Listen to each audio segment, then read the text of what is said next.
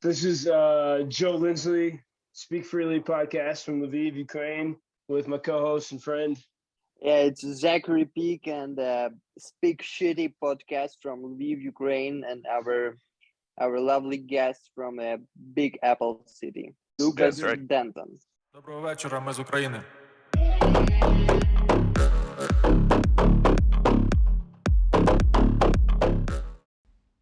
Luke, I came to visit your project in the most dangerous, I think I could say, most dangerous and violent neighborhood in New York, Brownsville. You were working with, and I'm sorry, I'm drawing a blank of the name of the great chef, the co-founder of Noma. Yeah, that's right. Klaus Meyer, excellent Klaus dude. Meyer. He and Chef Rene together founded Noma, which became the #1 restaurant in the world in Copenhagen. And Luke got to know Chef Klaus, and we can share the link of the New York Times story about how you guys got to know each other. But you created an amazing project in a very violent neighborhood to give people good food, good healthy nutrition, and to help give people great jobs. And you would train people from the neighborhood to become great cooks and chefs. And when I went to visit your kitchen, your restaurant and school, and we talked, and I loved your vision, which was you wanted people to be proud of their neighborhood. You didn't want people necessarily to leave the neighborhood. You wanted them to work hard and to get opportunities to make their place better. So that, you didn't want Starbucks and everything to come and take over your neighborhood, right? You wanted to give it, I think the term you used, to give local people agency. That's right. That's right. I think one of the reasons you and I get along so well, Joe, is because you explained it in the simplest and most honest and accurate way possible. It's literally, the people in Brownsville have probably the least systemic agency in New York City. Like, well, what do you mean by that? So there aren't, it's very difficult for politicians from Brownsville to do positive things for the community. It's very difficult for your average person from Brownsville to get their voice heard in the newspaper, in the media. It's almost kind of like, that's not to say that there aren't some successful people from Brownsville, but they don't achieve success by talking about Brownsville.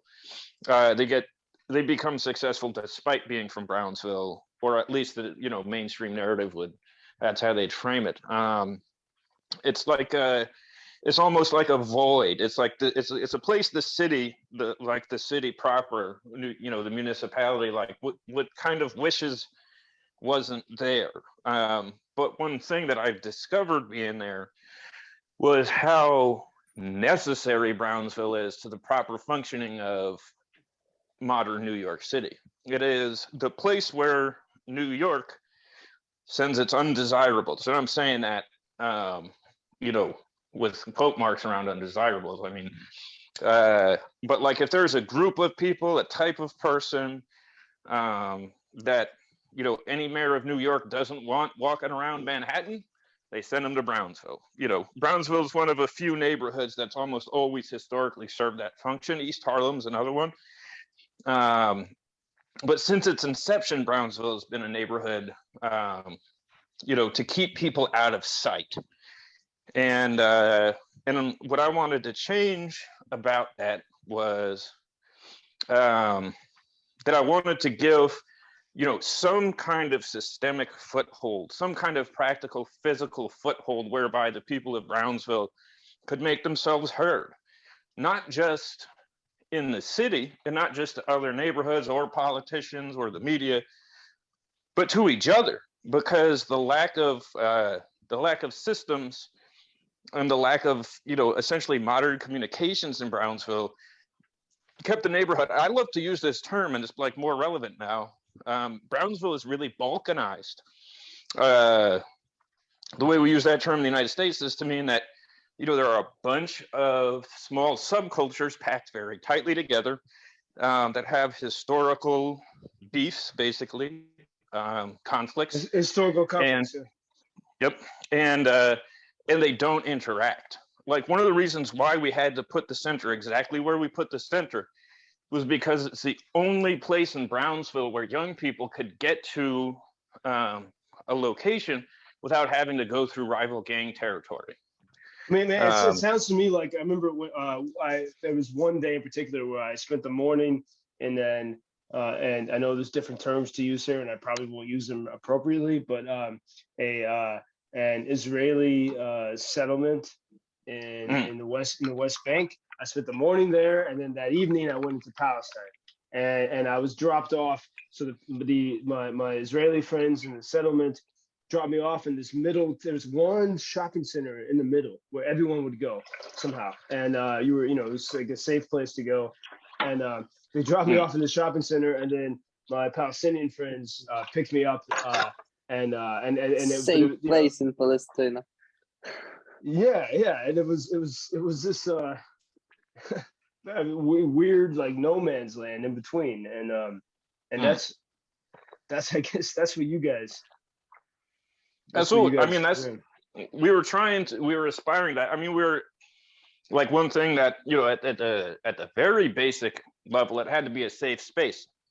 And I will say that, with the exception of that one bullet going through the window, which was not aimed at us, there within the walls of the Brownsville Community Culinary Center, at least to my knowledge to date, there has not been a single incident of violence. We had Bloods and Crips and the various, now they're called woos and chos. It's a different thing going on, but like, we had everybody in that space working together, trying to make their lives better and improve the community. And it was beautiful. Are you saying rival gangs would actually work together in your kitchen and in the restaurant? 100%, yeah. In 2020, we had a summit with the Brooklyn DA, Eric Gonzalez, and the heads of a bunch of the different gangs in Brownsville all like come in and talk shit through. So it was recognized. It was recognized by the neighborhood as a safe space, for sure. And is it you grew up in New York, but not in the city, right? Yeah, that's right. I grew up upstate in a smaller city called Poughkeepsie. Yeah. On the Hudson River. And then Hudson Valley. And I experienced a lot of the same things that people in Brownsville deal with, albeit in very different forms. Growing up myself in Poughkeepsie, the city of Poughkeepsie is very poor, very violent. It's also a food desert. It's very difficult to get healthy food in Poughkeepsie. Yeah, a food desert, because this is a foreign concept for Ukrainians, for example, because everyone knows how to grow stuff here. Everyone has a grandmother in a village. We can get fresh produce, and on the sidewalks everywhere you can buy mushrooms from the forest and fresh vegetables. So what is a food desert? So food desert is it's like an easy term to say to describe something that's pretty complex, and it's like fallen out of vogue with leftists now, because you can more accurately describe it as food apartheid. So I just say food desert for shorthand. Food apartheid is better, but basically, when I talk about things, I like to speak about things mainly through the lens of my own experience. So we'll keep it to New York, but in New York, the way food works is that the richer neighborhoods get access to lower priced, higher quality fruits, vegetables, and meats. In neighborhoods like Brownsville, the foods cost more and are of a significantly lower quality. You don't have fresh, it's hard to find fresh apples and carrots, for example, right? In Brownsville.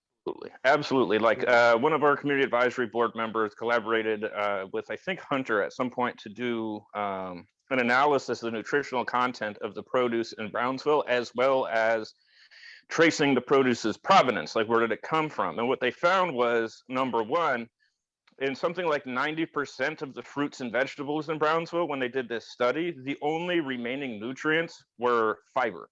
Fucking fiber. That was it. Because all the other vitamins and shit had oxidized because they were that old. And then when they traced the provenance of the produce, they found that. Go ahead. No, sorry. No, go ahead, man.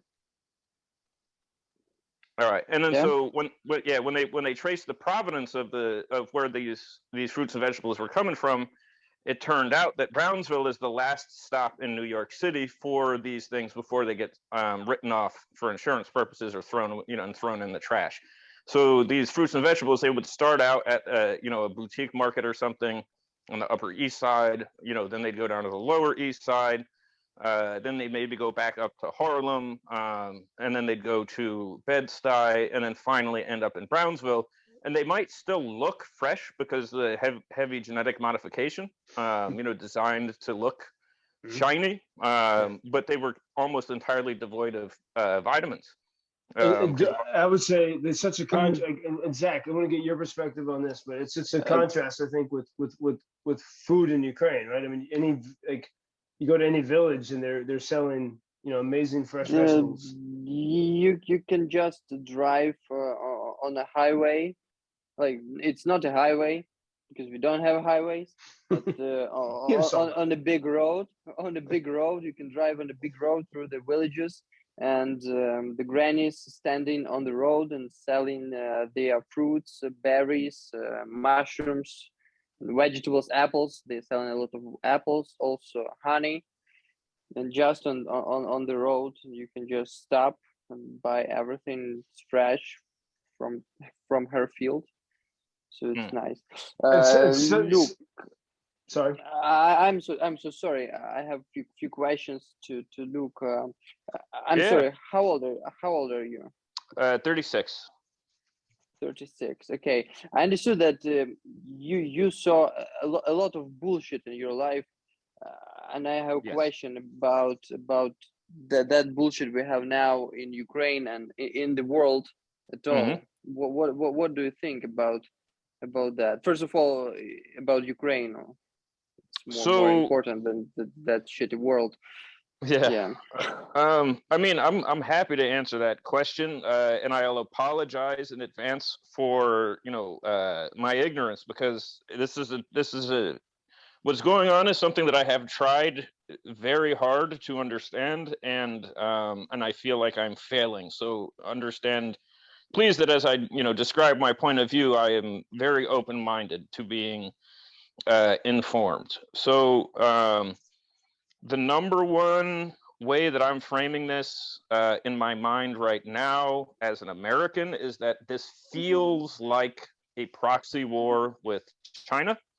I haven't heard a lot of folks in journalism talk about it in that way, but that's kind of how it feels. I think it is a horror. I mean, it's there's a lot of horrible shit been going on for the entire existence of humanity, but at least in the United States, a lot of people in the United States, I don't think understood this at all. But the reality was that the United States has remained mostly safe, and this is the case as well for most of at least Western Europe, has gotten pretty safe by pushing the necessary violence to the margins, because the United States, Western Europe did not become prosperous without violence. Like, there's been ongoing brutal violence because of the United States all over the world, but most folks in the United States don't know that it's happening, don't know the ways in which their own way of life is directly connected to this ongoing brutal violence. So, a lot of people are very surprised that there is this kind of violence in Europe. I'm not. I figured that something like this was going to happen, that it was bound to happen and inevitable. I'm not. Yeah, and so it was going to happen. Like, I think the last 10, 15 years, it was going to start. Yeah, absolutely. I mean, I knew, in the early aughts, when I was fucking homeless, and I don't know if I'm supposed to swear on this podcast, but you can swear in this podcast. Yeah. Okay. Sure. So when I was fucking homeless, I knew that the U.S. in treating various more and more Eastern European countries into either joining or becoming friendly with NATO, that the ultimate outcome would be war. I think most people didn't really have that awareness that that was even happening in the United States. I think a lot of politicians, hedged their bets and hoped it wouldn't.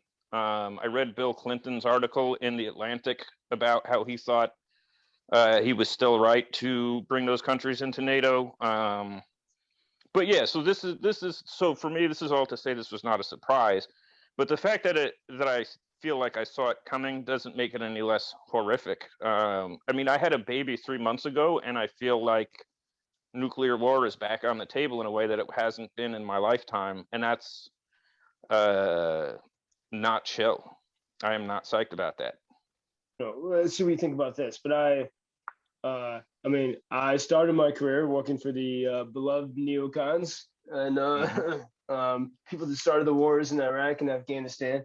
I sort of, I don't know, rather ignorantly went into that field. But I think from what I've seen here in Ukraine, what I think is most at stake is what happened in 2014 here, which some Americans and some people, lovely people in Congress, like to say that this was some CIA organized coup. But what I know so many Ukrainians, every Ukrainian I know, their life has been transformed by what happened in 2014. And the people said, right, we want to govern ourselves. And now, as I've got to, especially since the war started, I've really gone deep into Ukrainian history and talked to a lot of people. And I asked a Ukrainian philosopher a few weeks ago, I said, what does it mean? What is the idea of being Ukrainian? And he was a brilliant philosopher, but the first thing he said was, we just want to be left alone. And that's been who they've been since going back to the Kozak days. And that's why it took them so long to form a strong idea of nationhood, because they're extremely independent. And like I saw this from the pandemic, like only officially 34% of Ukrainians are vaccinated. But on the ground here, I know that at least half of those are fake. I'm sorry, how many percent? The official number is 34, but we know that at least half of that is bullshit and fake. I mean, even the most innocent school teachers. I think maybe 15 or 20% of Ukrainians are vaccinated, and most of that percent who vaccinated, they just bought that shitty certificate. Yeah, I mean that's. We don't care about that shit, and we are okay with that. So it's like, fuck that Chinese American COVID. I hear you. I mean, I can speak for myself and say, I mean, I'm vaccinated, but I also like to fly on planes, so that's a big part of it. I was pretty hesitant, and also too, and Zach, you might not, know the background on this, but the Black community in the United States has had a harder time getting vaccinated, and there's a lot of opposition among certain parts of the Black community in the United States to getting vaccinated, because the United States used to use Black people as test subjects, and like U.S. corporations continue to do things like that in Africa. So people were very, very hesitant to get vaccinated. And that's one thing, I mean, and this is, probably a deeper discussion, but, I have definitely been trying to think about the media that I've seen about what's going on in the Ukraine through the lens of kind of the predominant philosophies of folks in Brownsville, which I would largely kind of describe as, if you're talking about folks over 50, Black nationalism, and those are mostly the folks who didn't want to get vaccinated. And they very much have a extremely similar response to, let's say my presence in Brownsville. Like, number one, they want to be left alone, but number two, if you're genuine and you're there to help, they're very happy to have you. They're not like an isolationist people that hates everybody else. They just don't want to be bothered. But if you're coming through, honestly and with genuineness, and it's obvious, you will, people are welcomed. And and that seems to be how things are being portrayed with regard to what's going on right now with Western volunteers and stuff in the Ukraine. So that's kind of a question I have back. Maybe this is more for you, Joe, but and also, I'd be super curious to hear what your understanding of race relations in the United States is like, Zach. Well, before I'll say quickly before we that is last summer, last June, there was the annual Jazz Fest in Lviv happened, which was actually even in 2021, there were many festivals around the world were canceled, including the famous New Orleans Jazz Fest, which I always used to go to, which is happening right now for the first time since 2019. But in 2021, Lviv had its regular annual Leopolis Jazz Fest, and despite the virus, and everything went smoothly. No one died after, I think, during it, and we had some amazing American musicians came here, including one of my favorites, Kamasi Washington. Nice. You know Kamasi, perhaps, and he came and jammed at my friend's jazz club here until 8 o'clock in the morning, and there were many African American musicians who were in Lviv during that time. Several of them stayed after the fest, including the guy who's Adele's piano player. He stayed all summer. Yeah, he's like, this is an amazing city. Wow. And also during Corona, it's free.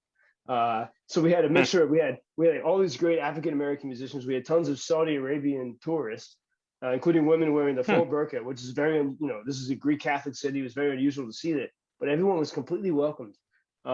And the African American musicians who were here all summer, I was asking one of them who came from he's from South Carolina originally, but lives in Europe because some of these guys left America during the 2020 riots, and they just said we just don't want to be free and happy, and they came to Europe, and some of them came to Ukraine, and this great musician from South Carolina, I said, why do you like living and playing in Ukraine? And he said, Ukrainians and American blacks, there's a lot of similarities. Ukrainians were serfs.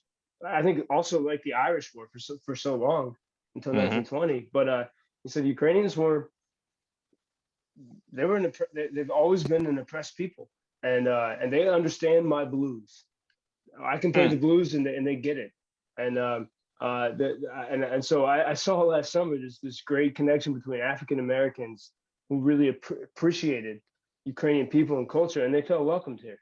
And Ukraine's That's amazing. Ukrainians is a very free speech place. Like it's a rough, people might speak rough, but they treat you well. And so that's been the situation I've seen it.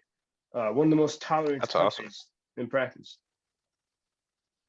I am not at all surprised to hear that. I mean, I will say this, just in terms of my understanding of what's going on right now and how that's informed. I took Russian, the Russian language. I studied it in public school for 5 years. And growing up, a lot of my close friends from my neighborhood were either Russian or Ukrainian or both. In Poughkeepsie. In Poughkeepsie. And also my sister, she lived in Washington Heights while I was growing up, and there was a large Russian and Ukrainian population in Washington Heights, in Manhattan. So so I got a lot of exposure to folks and kind of the mindset. And of course, keeping in mind that these are expats, these are immigrants, people who left, and that necessarily tends to, frame somebody's understanding of things. But so I have had that experience, and like one of my closest friends, he was from Saratov, and his mother was from the Ukraine, and he was deeply, deeply ambivalent about his sense of Russian identity, because of his mother's experience as a Ukrainian. So that's when I started to get a sense. More recently, it started to make sense to me that, stuff that I heard folks from the Ukraine saying about their relationship with Russia, about their history, it really started to sound a lot to me like stuff that I've heard folks in America who are Black say about the experience of being Black in America, and their understanding of themselves as Americans. So I think there are a lot of interesting parallels that could be teased out there, in the proper forum. Yeah, man, and I would add, I mean, Imperial Moscow before the communist even, but Imperial Moscow from I think 1706. Maybe Zach, maybe you know the exact year, but banned the Ukrainian language the same way that Imperial London banned the Irish. They try to make it all the time. Yeah, no matter whether they were, it was the Tsar or Stalin or whatever, they kept trying to ban the Ukrainian language the same way the English did for the Irish, Mm-hmm. and the same limitations that many American regimes have put on Black culture. And I think it's the same reason why Beijing is threatened by Taiwan. It's like Right. free people who can do their own thing and determine themselves. And like Luke, I went in January to the city of Kharkiv, which is 20 miles from Russia. When we knew the threat was coming, so I wanted to see the city. It's the second largest city in Ukraine, 20 miles from Russia. It's before the war, before 24th of February, it was a Russian-speaking city. Damn. People listen to Russian music. Now everyone I know there is the people who are still there are doing their damnedest to not speak Russian because even though they love that language, they hate what's happened. And it was a Russian-speaking city that was prosperous, that was beautiful, that was energetic. I had the best falafel there I've ever had, better than what I had in Israel. Wow. It's amazing. It was an amazing city, and now it's in ruins. And I think Putin could not. He didn't want. And I think we could see examples of this too in American politics. Like, he did not want the world to see a prosperous, lovely, happy, free city that spoke Russian. It threatened his regime in Russia. Russians would say, "Why can't we be like this Ukrainian city?" And so he had to destroy it. That's a very interesting perspective, and it makes a lot of sense. I mean, having been in America through Black Lives Matter, and that is absolutely something the United States has done to prosperous Black communities historically. I mean, that show, The Watchmen, that came out on HBO about Black Wall Street in Tulsa getting burnt down in the 1920s. That's just one example. There are countless examples of that happening, and the parallels that you're drawing there with China and Taiwan, I absolutely agree, and that makes a lot of sense. One question I have for you both is, yes, is there I mean, I'm trying to think about how to frame this question so that it can be answered, because I haven't been able to answer it at all. But what is what is Ukraine's general sense about how this particular conflict is situated in the context of kind of the great power conflicts right now, U.S. Russia, U.S. China, EU, etc. Because to me, from my vantage point, I'll stop talking after saying this. From my vantage point, that's why I started out saying it feels almost like a proxy war. But I'm really curious to hear from both of you what you think about that. In Ukraine, everyone knows that everything what is going now, it's not because the Ukraine or just Russia or just America. It's because after the shitty fucking Cold War, the communists and the Americans, the very old people in America cannot die, and they still fighting somewhere in their dreams, and they're making all that bullshit. But for Ukrainian, we don't care about that. We just we are happy that we are killing Russians now, and we want to destroy their fucking empire. And if the America will help us with that, it will be very nice. For us, it's okay while America is helping us. If the America will stop or do something what will be not good for Ukraine, thank you, America, and fuck off. I feel you. We just using it while it's useful. Fair enough. I see it slightly differently, and this is why it's great. I'm glad because we need to have this conversation. And I started my career working for the warlords, right? Like Bill Crystal and all those folks, and the American Yep. warlords, and so I know that they play a role in this, but I think in the American bifurcation, you know, everything's in one box, you know, box A or box B, blue box or red box. But I think it's much more complicated because I think Yeah. those boxes are quite united. I think Luke, you would agree that they're actually a lot of them are all the Oh, same yeah. camp. And Definitely. first, you have you know the sense that the government you know really supports Ukraine. I question that a bit. I think they know that the public sentiment around the world is in favor of Ukraine and they have to support it. We've all often heard that President Biden, you know, is a great lover and appreciator of Ukraine, but and we read the stories that, and then on the right, when they criticize Biden, they're incapable of nuance and thinking, and so they say, oh well, Biden's family benefited from Ukrainian oil business and gas business, but if you look at it, Luke, like the energy company that, for example, hired Joe Biden's son, Hunter, Mhm. they hired him in May of 2014 after the Revolution of Dignity in Ukraine, and the chairman of that company was a member of the government that the people of Ukraine ousted. He fled with the president to Russia. Hmm. So the people of Ukraine wanted to get rid of Damn. the oligarchs. They wanted to get rid of the Russian control, and they wanted to get rid of the corruption. And they stood in the streets and took bullets. It was, I mean, I think that the Revolution of Dignity is up there with 1776, and I think even in some ways more remarkable because the people remained peaceful. So actually, not in some ways, in every way, more remarkable than the Revolution of 1776. No, I was just saying that's amazing. I mean, you know, at the time when it happened, we did not get adequate coverage of it here. It wasn't.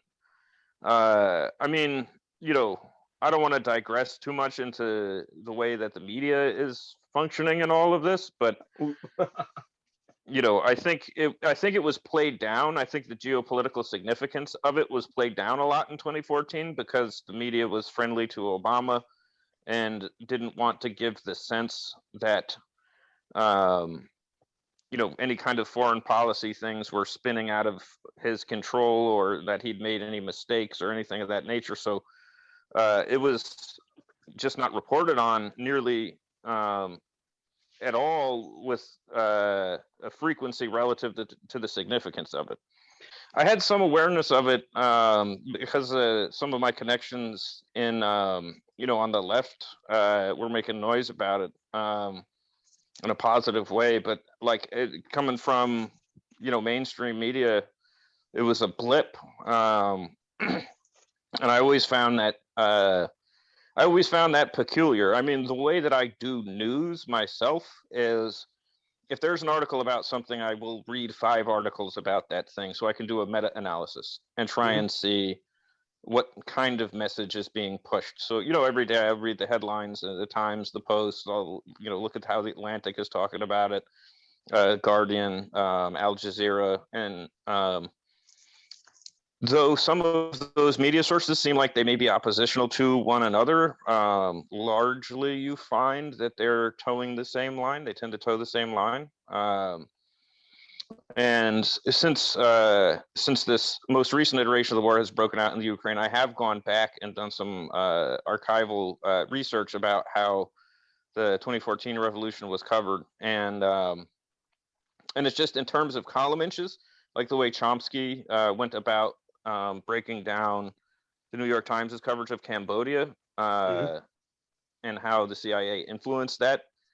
He just measured the column inches, and I would say that something similar was happening. That it wasn't necessarily in the same way active suppression of it, but it was just ignored. And I think I think at that time, the more kind of Obama-friendly bent of the media had something to do with that, but there may be other deeper things going on I have yet to uncover. The talking point from like the Candace Owens Americans is that this is some CIA coup. Like it was a reclaiming of the culture and the language. Everything became reborn from 2014, and I mean, you can see this in the past 8 years. And a friend of mine, a jazz musician, said the past 8 years, every Ukrainian knew it was a time of limited future. They knew Russia was going to try to destroy them, but they used these 8 years for creativity and flourishing. And that revolution that was correctly named of dignity, they claimed their liberty, and it's really remarkable because the people of Hong Kong tried to do it and they couldn't. Yeah. Belarus tried to do it, and I think even during COVID, you see people try to, or the Ottawa truckers, whatever, they tried to do it, but Ukrainians really, it's a real threat to any tyrant around the world because they really became independent, and I think that's what the proxy war stuff. No, I think it's really about that revolution, and if it is a proxy war, I would say the proxy it's more about Americans and Europeans that have strong ties to Russia. I mean, the German government has long had ties to Russian energy companies. Our current administration, the family of the president has made tons of money from it's not a Ukrainian company, it's a Russian-controlled energy company. And we got to step back and see that. But I don't know, Zach, I'll turn to you on this, but I would say when I read this criticism and then people try to talk about the war as a proxy war, and all I know is before February 24th, this was the freest country I'd ever seen in my travels around the world. And Ukrainians, when they speak about the Russian invaders, they call them orcs, like from Tolkien. They call them orcs because this is the Shire. This was the Shire, man. It was so lovely and beautiful and green. They're stupid fucking animals. We have a big future, and we will have a big, progressive, strong country. But that motherfuckers trying to finish that shit, what they started like 300 years ago. The fucking Russians trying to take, just to grab our country and to just to destroy, because they already have the biggest country in the world, and they have everything, but they don't want to do something with that. And also I watched the very funny video where Ukrainian soldiers wanted to change their plates in a bulletproof vests, and they took Russian bulletproof vest, and they wanted to take their plates. They took it, and they saw that it's not the plate, not a Kevlar plate. It was a MacBook. Damn. That's wild. Yeah, I mean, that reminds me of in the second Iraq War, a lot of the Humvees that they were sending U.S. troops out in didn't have bulletproof siding at all. Like they were extraordinarily poorly equipped. I think about that a lot. I think a lot about the parallels between the second Iraq War and what Russia's doing right now. I mean, entirely unprovoked wars of aggression, imperial wars.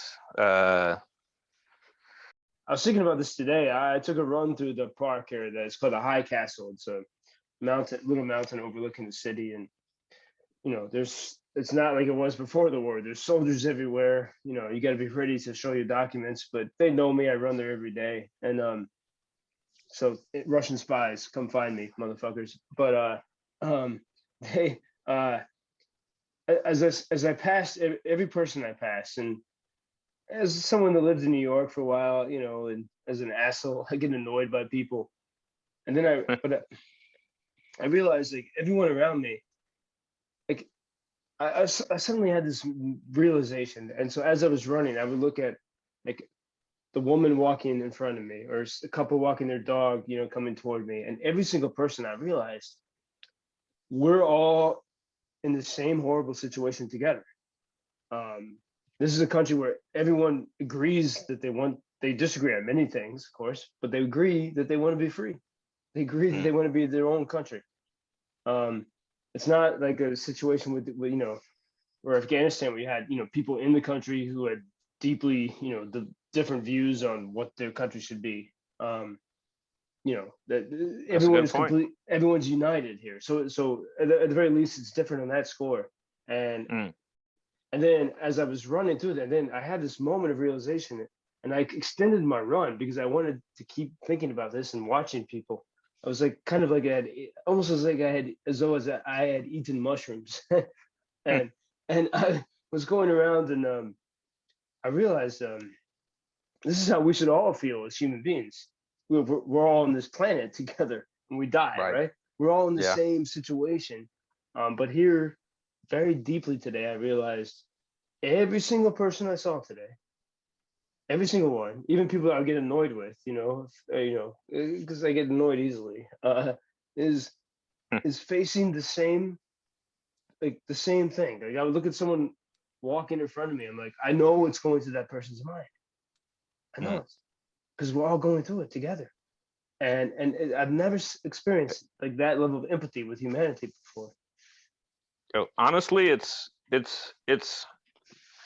painful to hear that, because I so desperately hope that the world can achieve the necessary measure of solidarity to avoid calamity, whether it's climate change induced or war induced, without having there be an existential threat. Because the only time, Joe, that I've ever experienced that level of solidarity, that sensation of being, just exactly on the same page as everybody in the room, even, is in a 12-step program. I can say that.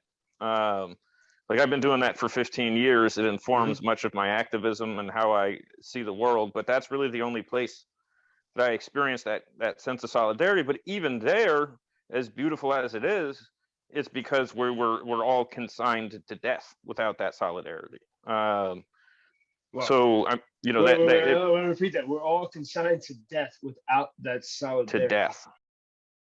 Yes. Wow.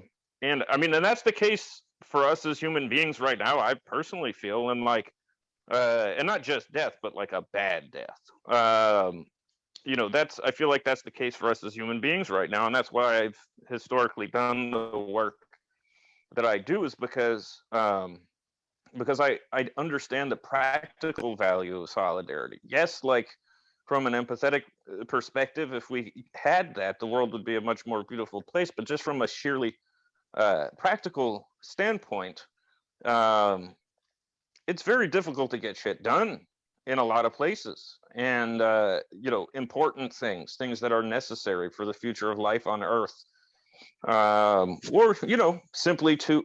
Well, let me go back to this experience I had in Brownsville, and this can be on the record. So, I was during COVID, I was part of one of 4 groups in Brownsville that were all made up of people who were from Brownsville. I was the only person involved who wasn't from Brownsville, that were convened by the mayor's office to combat gun violence. Let's remind everyone, Brownsville is a neighborhood in the Bronx. It is by statistics the most dangerous, difficult, violent neighborhood in New York, often or usually. That's right. That's right. Yeah, Brooklyn. But Brooklyn.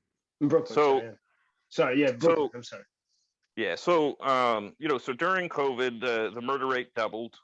Things went completely haywire, and during this all happened in tandem with Black Lives Matter. But the mayor's office, to combat guns violence, or to prevent guns violence, convened 4 groups that already existed in Brownsville into this one unit called the Consortium, that was designed to address the insane rise in shooting and gun violence in the neighborhood. And the greatest obstacle to our success in that group, and in the most immediate sense, was that the internecine fighting between the groups.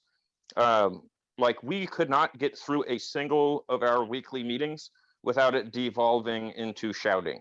Or threats, like active threats of violence, occurred on a number of occasions between the violence prevention groups. So I'm very glad to hear that Ukraine is united against Russia, and that you guys have found the thing. I don't know what the thing is going to be in the United States, or amongst citizens of the world, that will help us find our solidarity. But it sounds like there may be something special going on in Ukraine. Because you would think that in a community like Brownsville, or you might not, the whole kind of crabs in a bucket analogy is overused ad nauseum. So not everybody would necessarily think that Brownsville would be in solidarity for the sake of its own citizens, but it wasn't, and to my knowledge, as yet isn't. So, to what I would say to folks in the Ukraine is, if anybody thinks that the Russian threat is the source of the solidarity, I would say look harder. I would say look deeper, because there being an existential threat that applies to everyone, it doesn't automatically result in solidarity. If it did, the world would be a very different place. And so I am now very, very curious to find out and understand what is it about the Ukrainian culture, and the Ukrainian experience that has led to this moment of solidarity beyond the Russian threat. And I'm curious if either of you could comment on that. Zach, I'll turn to you on that, and I almost think that maybe that should be another a conversation for another podcast with the three of us. But because it can be very long conversation.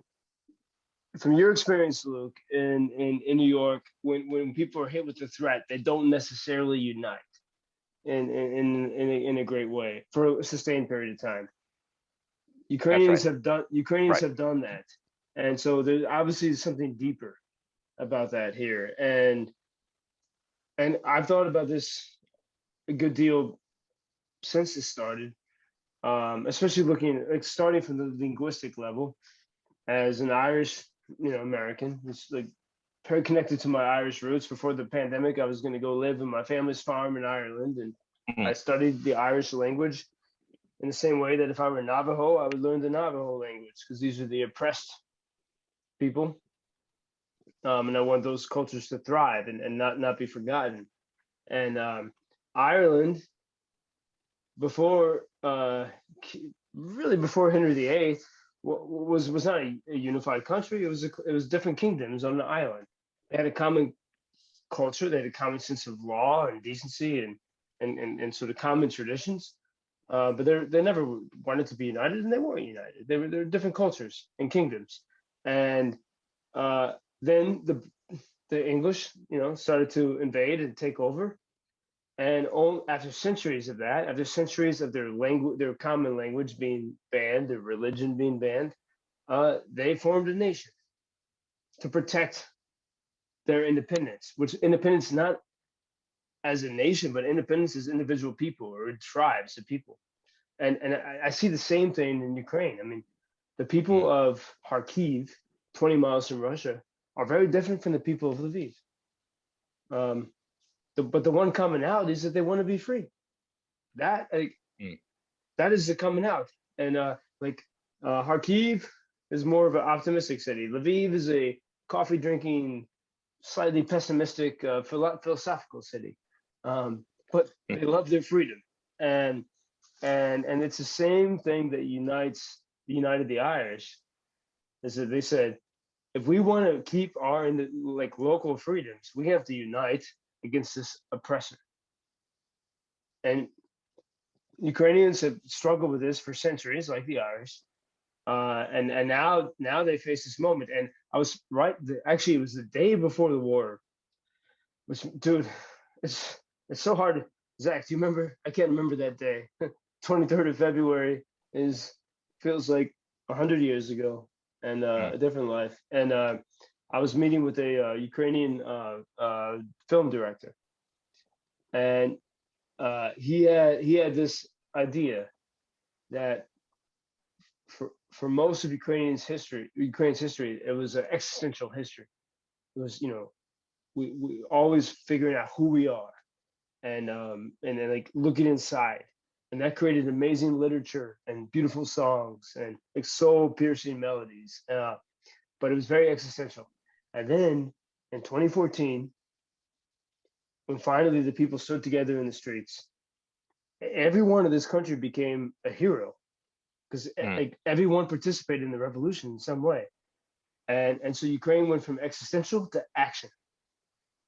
And it's a new idea of nationhood when you go from existential to actually we each are the heroes of our narrative. And now that is even more true than it was in 2014.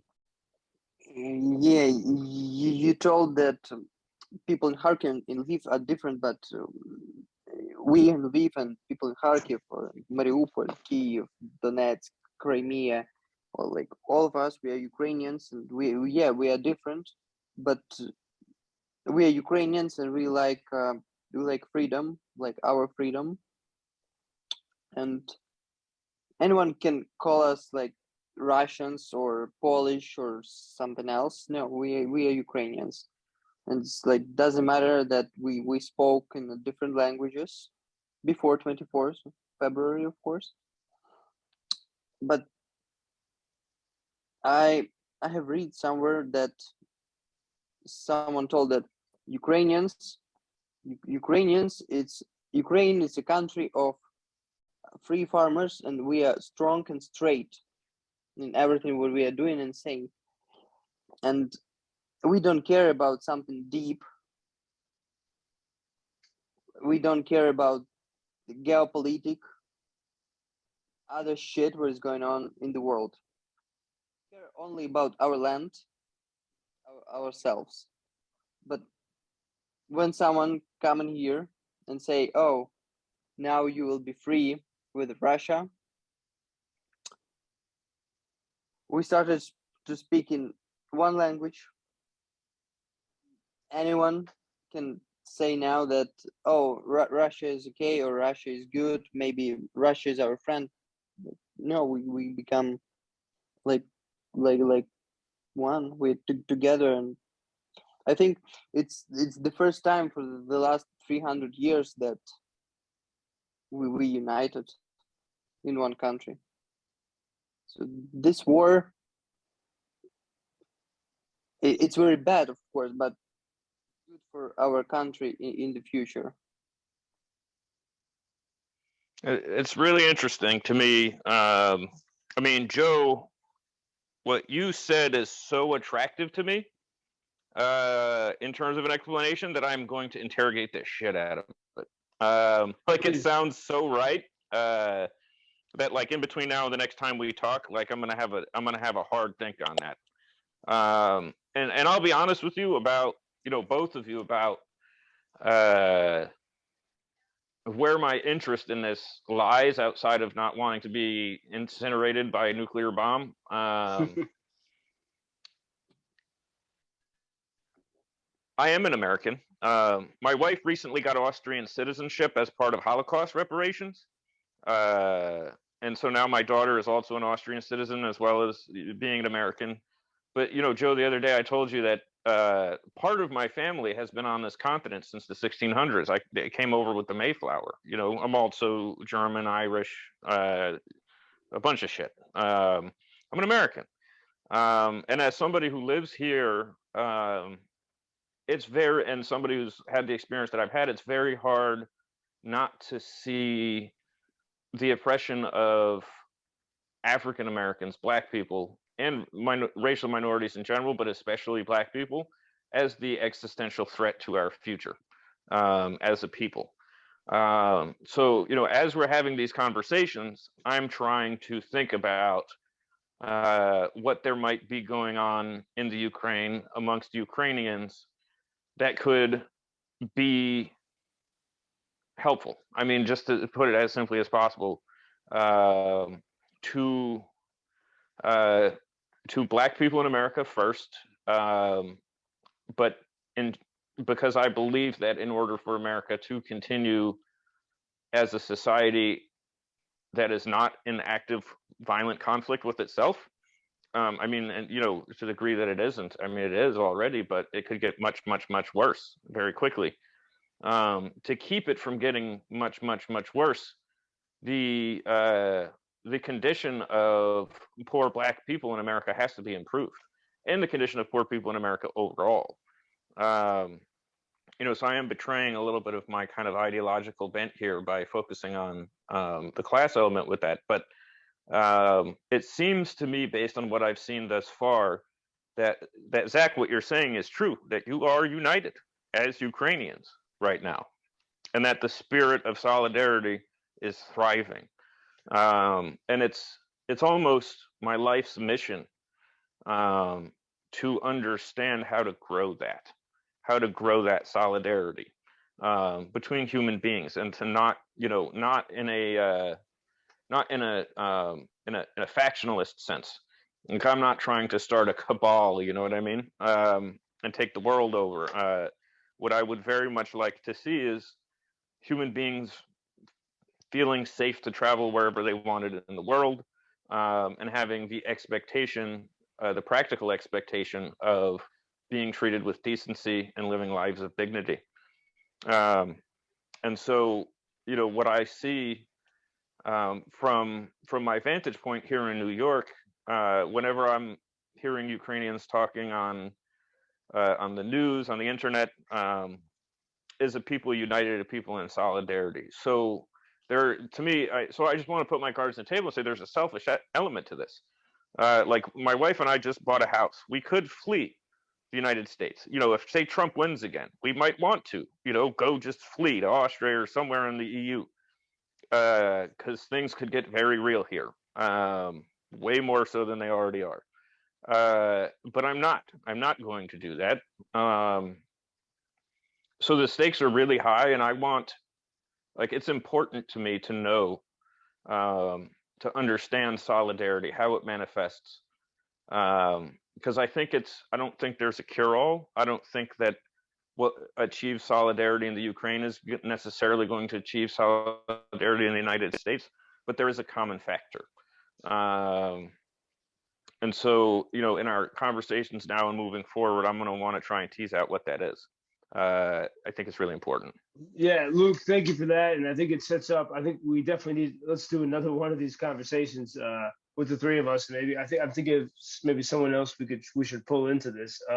And that's tonight, Zakh, tonight when I stopped at our friend Nicholas's and Ina's wine shop, I was talking with some Ukrainians about America, and many Ukrainians believe this is the freest country in the world, even right now in the war. And I agree with it too. I think everything I've seen here, there's a lot that America can learn. As an American, I've learned a lot about what true freedom is, true solidarity is, and I think there's a lot of lessons here that need to be shared with the world. And so, and through these conversations, maybe we can begin to do it. And and Luke, that's why I'm so glad you joined us, and I hope we can do this again, because you have the understanding from the streets of the most difficult places. You have the philosophical approach to consider things, and the rebellious instinct to be willing to change things. And